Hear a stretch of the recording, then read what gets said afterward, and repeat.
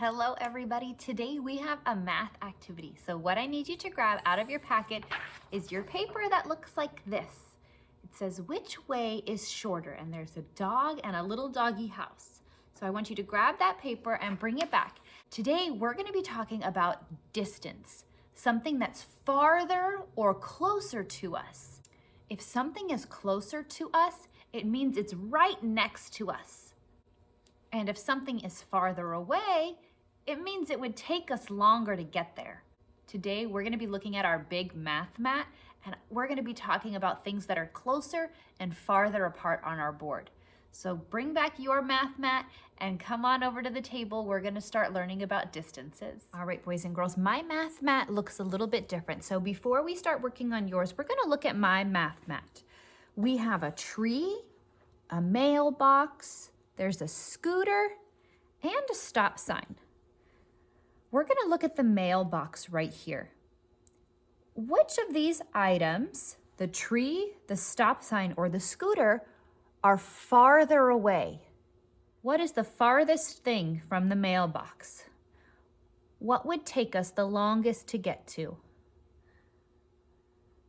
If you're not sure, that's okay. The way that we can figure this out is we can count. From the mailbox to get to the scooter would be 1 square over. To get to the stop sign, we'd have to go down 2 squares. And to get to the tree over here, we would have to go 1, 2, 3, 4 squares over to the tree. So now which one do you think is the farthest? It would be the one that's the biggest number. So we had 1, we had 2, and we had 4. If you said that the tree is the farthest away, you're right. It would take us longer to get from the mailbox to the tree because it was 4 squares away. What is the closest thing to the mailbox? That would be the smallest number that we counted. Which item is the closest to the mailbox? Is it the tree, the stop sign, or the scooter? The closest thing to the mailbox is the smallest number we counted, which was just 1 square over. Our scooter is closest to our mailbox. They're right next to each other. So when we're talking about distances and how to get to things, we can count squares, or we can say things that are closer or farther. Now we're gonna look at your math mat. Yours is a little bit smaller than mine, but it should look the same. There's a little spotted dog and a dog house. What I want you to think about is the shortest way to get the dog to his house. How can we get there in the shortest way or the shortest route? A route is a way that we get to things. We can't just draw a line across. We have to think about moving along the squares. So let's see if we can do this together. There's a few different ways that we can move on our board. The first way that we could move to get the dog to his house is to go all the way over and then up to his house. So let's draw a line. From our dog, we would go over here, and then we would go up to his house. But how many squares is that? 1, 2, 3, 4, 5, 6. That would be 6 squares if we went the purple way. Let's see if there's a shorter way to get there. I'm gonna use my green this time to see if we can get to his house faster than 6. What if we went up and over to the house? Do you guys think that might be faster or a shorter way? Let's see. We went from our doggy and we went up, and then we went over to the house. Do you think that that might be shorter? Let's count and see. 1, 2, 3, 4, 5, 6. If we went on the blue way, it would still be 6. What about if I went this way? If I took my dog out this way and we went up and then we went over, do you think that's the shortest way? Let's count and see how long it would take us if we went the blue way. 1, 2, 3 squares up. And then we went over 4, 5, 6, 7, 8.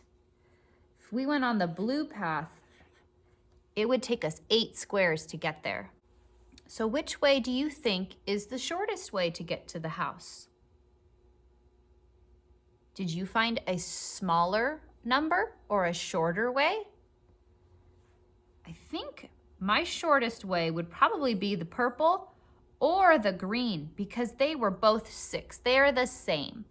So to get my dog to his house the fastest or the shortest way, he would have to go over 1, 2, 3, 4. He would have to go over 4 squares and then up 2, 1, 2 to get to his house. We figured out the shortest way for our dog to get home. Thanks for helping me, boys and girls.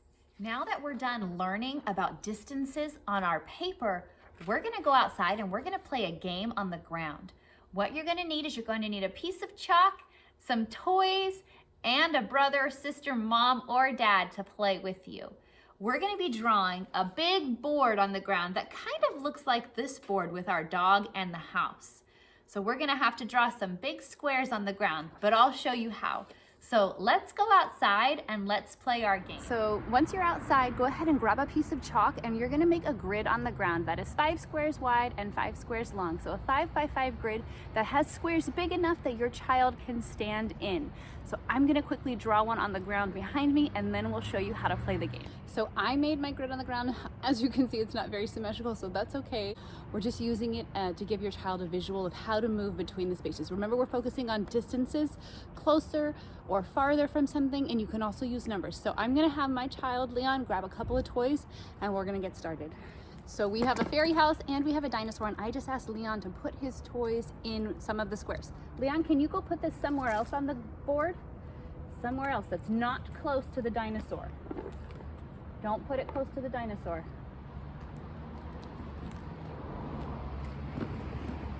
Okay, so now Leon has his 2 toys on the board, and I'm gonna have Leon start on one side over here, and I'm gonna give him directions to move him closer or farther away from those 2 items that he put on there. All right, Leon, so you're gonna start right here. Okay, can you move 3 squares closer to the dinosaur? That was 1 square. 2 squares. Was that 3? Yeah. Yep. What are you closest to? Are you closer to the dinosaur or the house? The house. You're closer to the dinosaur. It's right next to you. Can you move farther away from the dinosaur? Ooh, that was farther. Ooh, yeah. Now what are you close to? To the house. Can you move closer to me? So you can give your child some simple directions, some number cues, or just asking them to move closer or farther away from something and see what else they can develop. Make sure they're moving in a straight line, side to side and front and back. As you saw, Leon did come at an angle towards me when I gave him one of his directions. So just correct your child and say, make sure we can only go straight or side to side. We can't hop diagonals, okay? So I hope you enjoy this game, and I hope your child learned some new ideas about closer and farther away and some distances today. Have a great day, everybody. Bye.